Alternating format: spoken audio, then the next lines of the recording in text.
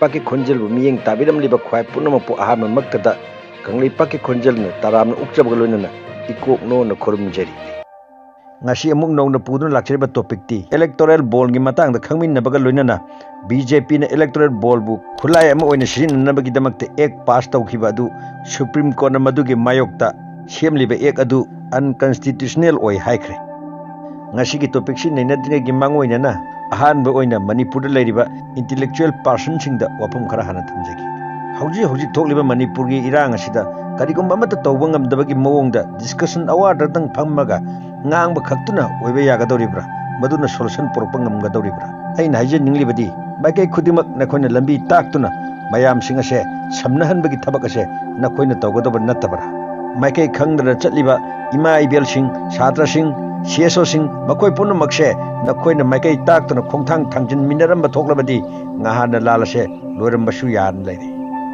lup macha mayam ma khaidoklaga ngahak leragana aigi lupki haina amatta samnadana amatta cooperation leinadana thabak tolibase ngasi nakhoi intellectual loiba nakhoina soibadagi na habase aidi hainingi apunba amagi pangal leite khangmadagi ngasi aramba ichinina omu koitan tanadar pharnaba honabiba CSO sing amadi lanai sangstan gi mioi kaya buna machin menanaba kihan khanganba damka tawba maira paibige khongjang laglagana tiar gas mo bobna kapsalaga hek intha jakini khatba achumba khara haijaruba media person buna pharaga hek jelda namchin bibagumba pistok haibagi wahan thok khangdabagumna pistok ta leiba mibu pharaga wayen gani khanba asigumba Hitler na chalamba dictator gi rule asibu chanare khangna nakhoina karigma thabak amata pangthokpa ngamna leiriba larik hairaba intellectual na khoisini aina khwadagi ngaklibase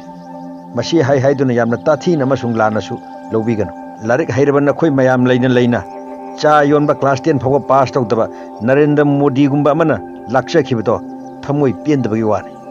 hojik amu point to topic ta lakchage ngasigi pujagleba topic asi makha chathaba yanabagi damakta ahanbada electoral ball habisi karino hana amuktang khangminasi electoral ball haribasi BJP sarkar na hogdokpa rajniti dol singda piba adugumba donor card makhal amani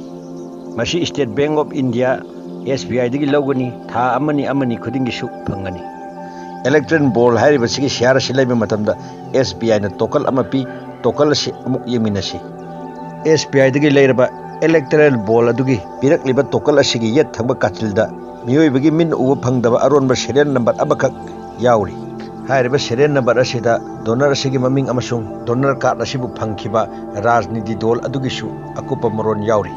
maram masina lakadoriba 2024 gi election asida niyom chumna pangthokpa ngamnabagi damakta election commission na donor sing adugi maming amasung rajniti dol sing maming sing adu parja miyamda khanggadoribani adubu BJP gi government asina 2018 da donor mayam sing asigi history punama aron boina leninaba ek ama pass tawki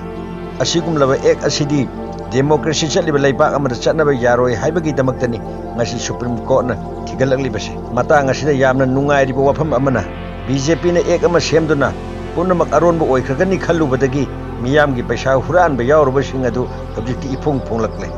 masidagi amu hena nungai ribadi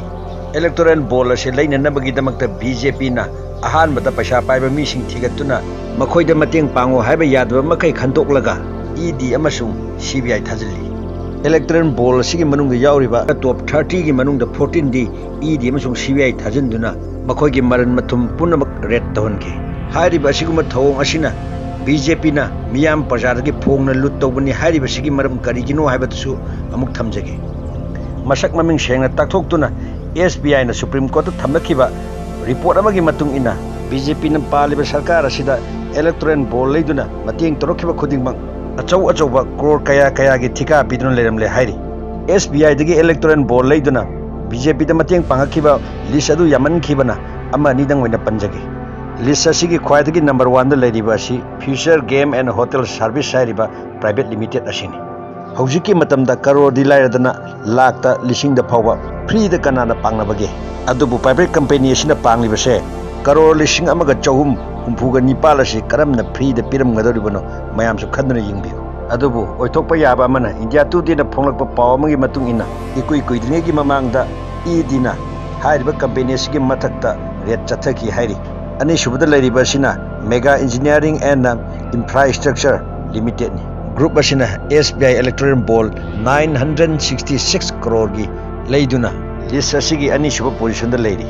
group असिदना irrigation की scheme अमद चेनबदगी India government थमलखिबा pressure अमदगी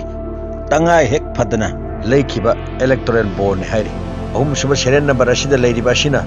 quick supply chain private limited 410 crores company असिगी मरुइबे ई पाव अमत फंगबंगमदे मरमदी महाग असे रिलायंस की मखादा लेबा कंपनी अमनी हाइरी सेरियल नंबर सिंग असी यामना सांगबा मरमना यामना कुइना चंगलगनी मरम असिना खितंग समजन जरगा CBI अमसुंग ED ना रेड तौखिबा लिस्ट अदु मतंग पिजरम लगा लोसन जरगे।